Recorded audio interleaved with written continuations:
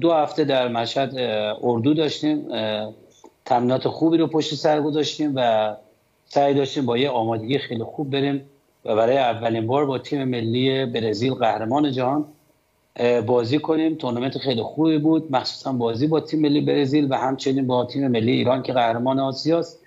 پروسه یا فرایند گرفتن ویزا خب یه چیز مشخصیه در هر کشوری. خب ما بارهای اتفاق برامون افتاده و همون کارهایی که همیشه باید انجام بدیم فدراسیون فوتبال افغانستان، مدیریت تیم ملی انجام دادن، ولی بنا به دلایلی مخصوصا حالا با توجه به اینکه کشور برزیل در یک قاره دیگه هستش و در آمریکای جنوبی هستش، شاید پروسه و فرآیندش متفاوت با کشورهای آسیایی بوده. مردم خیلی دوست داشتن که ببینن تیم ملیشون مقابل تیم ملی برزیل بازی میکنه.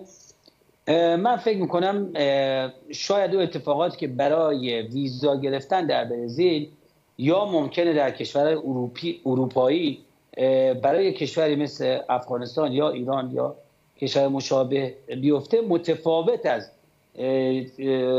شکل ویزا گرفتن ما در مسابقات یا در کشورهای آسیایی بوده باشه. من نمیتونم فرد یا گروه یا نفر خاصی رو مسئول یا مقصر این قضایا بدونم، چون اطلاعات کافی در این زمینه ندارم. یعنی این در حیطه کاری من نیست، مثلا صدور ویزا یا مسائل از قبیل. ولی اون چیزی که مسلمه و اون چیزی که من دیدم، فدراسیون فوتبال برزیل بسیار بسیار بیشتر از ما علاقه‌مند بود که یه اتفاق بیفته. به چه دلیل؟ به دلیلی که کلی برای تورنمنت تبلیغات کرده بود، حتی بلیط فروخته بود و مسائل از این قبیل.